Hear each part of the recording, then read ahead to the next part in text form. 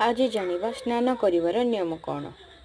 थंडा जल जे स्नान करे सर्वरोग जये शरीर दूरे प्रवाहित नदी झरणा जले प्रातः स्नान जे सत्पदा करे ता देह टाणुआ रही सदा रोग आक्रमण न करे कदा असुस्थ लोक गरम जल हेले हित अटे केवल स्नान जन पाई सर्वदा लोड़ा प्रयोग करिबो देह को थोड़ा बेसी बेमारी को स्नान देह पोछ पानी बुड़ई जान सकाळ स्नान न जाए जार शौच शेष अंटा स्नान कर पोखरी सुविधा न जाए जार कूप पानी नहीं स्नान कर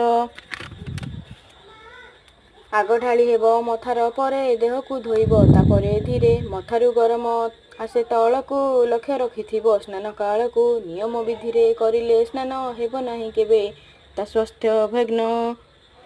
जदि टिके भी वीडियो भल लगी थाए ना गोटे सब्सक्राइब निश्चय करेंगे। Thank you. जय जगन्नाथ।